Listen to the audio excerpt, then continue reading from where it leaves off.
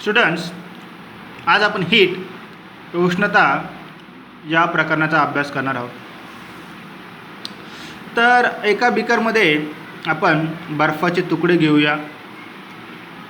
त्याच्यामध्ये एक थर्मामीटर किंवा तापमापी ठेवूया जो त्याचे तापमान मोजणार आहे बर्फाचे. आता या ठिकाणी बर्नर आहे.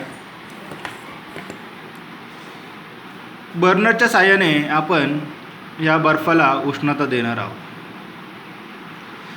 तर बर्फाला उष्णता दिल्यानंतर आपल्याला माहिती आहे हे आईस क्यूब किंवा बर्फाच्या तुकड्यांचं काय करणार आहे, हीट ॲब्झॉर्ब करणार आहे, उष्णता ग्रहण करणार आहे आणि बर्फाचं नंतर पाण्यामध्ये रूपांतर होणार आहे.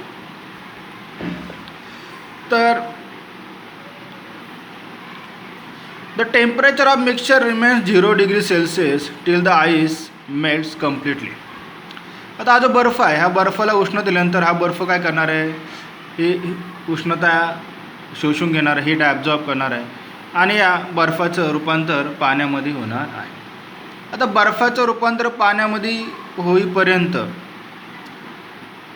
ते जे तापमान आहे ते किती राहणार आहे, 0 डिग्री सेल्सिअस.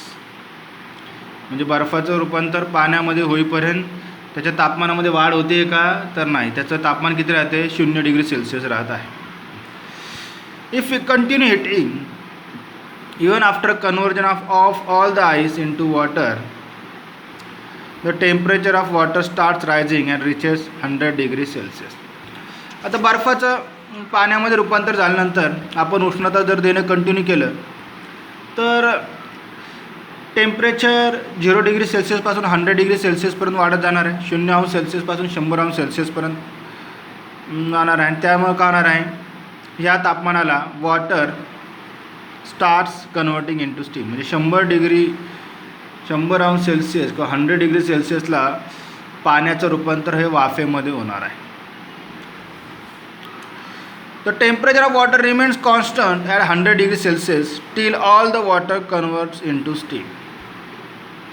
म्हणजे पूर्ण पाण्याचं वाफेमध्ये रूपांतर होईपर्यंत त्याचं जे तापमान आहे ते 100 डिग्री सेल्सिअस राहणार आहे, ते बदलणार नाही. ते आपण आलेखाच्या मायाने का ग्राफच्या मायाने आपण पाहू शकतो. पहा या ठिकाणी हा आपण आलेख काढलेला आहे, टेम्परेचर वर्सेस टाईम, तापमान वर्सेस वेळ. आता हा जो एक्स अक्ष आहे, एक्स अक्षावरती वेळ आहे जी मिनटामध्ये आहे आणि वाय अक्षावरती तापमान आहे जे डिग्री सेल्सिअसमध्ये आहे. 0 डिग्री सेल्सिअसपासून 100 डिग्री सेल्सिअस आणि 0 मिनटापासून 34 मिनटापर्यंत आहे. माहिती आहे, हा आलेख आहे तापमान आणि वेळेचा. तर जो लाईन ए बी आहे हे आपल्याला काय दाखवते, लाईन ए बी, ए पासून बी पर्यंत. ही लाईन ए बी आपल्याला असं दाखवते की conversion of ice into water at constant temperature. बर्फाचं पाण्यामध्ये काय आलेलं आहे, रूपांतर झालेलं आहे 0°C. आईस जो सॉलिड आहे आणि वॉटर जे लिक्विडमध्ये आहे, म्हणजे स्थायूमधून द्रवामध्ये रूपांतर झालं आहे, बर्फातून पाण्यामध्ये. ए बी ही लाईन दाखवते. The ice absorbs heat energy during this transition and the absorption of energy continues till all the ice converts into water. म्हणजे बर्फ काय करणार आहे, उष्णता ग्रहण करणार आहे आणि ही शोषून घेतलेली उष्णता आहे, जी ऊर्जा आहे, त्याचं रूपांतर का होणार आहे, बर्फाचं रूपांतर पाण्यामध्ये. म्हणजे ही ऊर्जा बर्फाचं रूपांतर पाण्यामध्ये करण्यासाठी होणार आहे. पण यावेळेस जे तापमान आहे ते तापमान त्याचं स्थिर आहे. म्हणजे हे जे स्थिर तापमान आहे याचा उपयोग बर्फाचं रूपांतर पाण्यामध्ये करण्यामध्ये होतो. यालाच आपण मेल्टिंग पॉईंट ऑफ आईस म्हणतो. म्हणजे बर्फाचा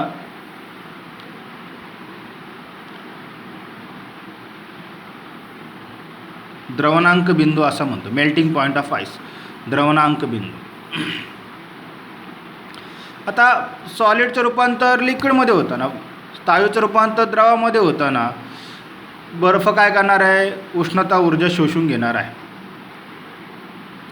उष्णता ऊर्जा शोषून घेतली तरी त्याचं तापमान काय आहे हे वाढत नाही. ही जी उष्णता आहे ही त्या बर्फाचे जे बंध आहे ते कमकुवत करण्यासाठी वापरले जातात. त्यामुळे काय होतं, बर्फाचं रूपांतर हे द्रवामध्ये होतं, सॉलिडचं रूपांतर हे लिक्विडमध्ये होत आहे.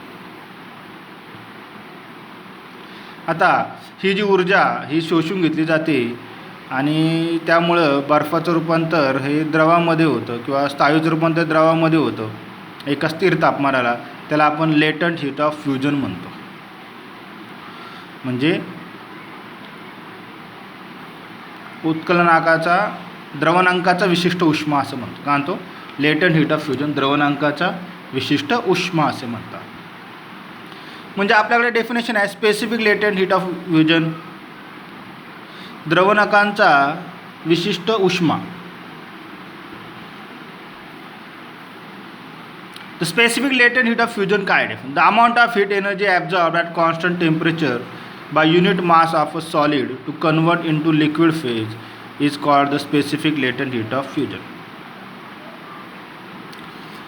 म्हणजे पदार्थाचं एकक वस्तुमान असलेल्या स्थायू पदार्थाचं द्रव पदार्थामध्ये रूपांतर करण्यासाठी जेवढी उष्णता ऊर्जा शोषून घेतली जाते त्याला पदार्थाचा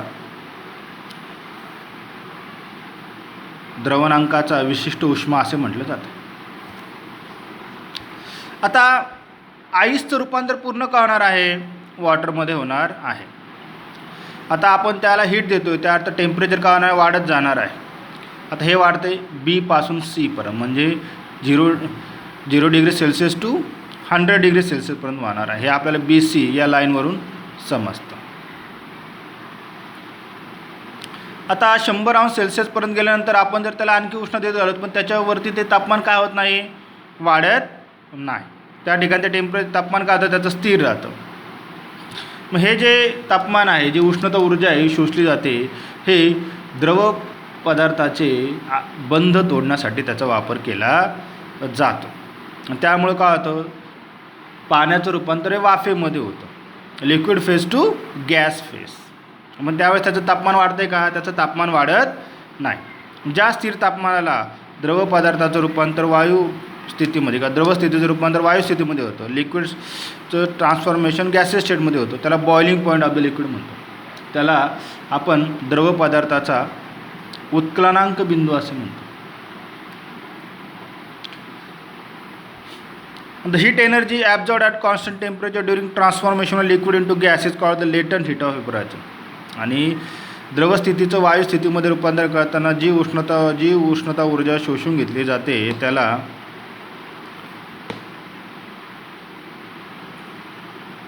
बाष्पीभवनाचा विशिष्ट उष्मा असं म्हटलं जातं. वेपरायझेशनचा विशिष्ट उष्मा असं म्हटलं जातं. त्याची डेफिनेशन आहे the amount of heat energy absorb at constant temperature by unit mass of a liquid to convert into gaseous phase is called the specific latent heat of vaporisation.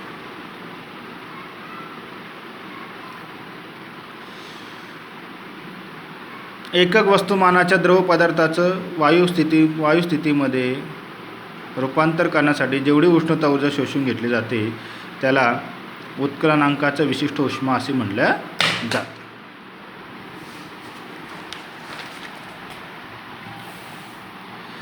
पुढे आहे रेलिगेशन.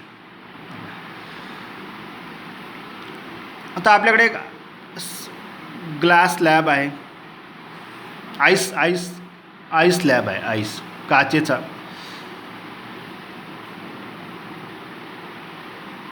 बर्फ सर्वांनी पाहिलेले आहे. बर्फाचे मोठमोठे तुकडे आपण पाहिलेले आहेत. तो बर्फाचा तुकडा आहे हा. आता त्याच्यावरती आपण एक दोरी ठेवलेली आहे आणि त्याच्या दोन्ही बाजूला वजन लावलेलं आहे. आता ह्या वजनामुळं काय होणार आहे? ह्या दोरीचं ह्या बर्फावरती प्रेशर पडणार, दाब पडणार आहे. त्यामुळं ह्या आईसचं कन्वर्जन हे वॉटरमध्ये होणार आहे, बर्फाचं रूपांतर पाण्यामध्ये होणार आहे आणि तो धागा काय होणार आहे? पुढे सरकणार आहे. नंतर आता दाब निघून गेल्यानंतर तो जो पाणी आहे त्याचं कन्वर्जन परत कशामध्ये होणार आहे? बर्फामध्ये होणार आहे. असं होत होत होत शेवटी हा धागा हा निघून जातो, पण आपल्याला शेवटी बर्फाचे 2 तुकडे झालेले दिसत नाहीत. त्यालाच आपण रेग्युलेशन असे म्हणतो. The phenomenon in which the ice converts to liquid due to applied pressure and then reconverts to ice when the pressure is removed is called relegation. The phenomenon in which the ice converts into liquid due to applied pressure and then reconverts to ice when the pressure is removed is called regulation.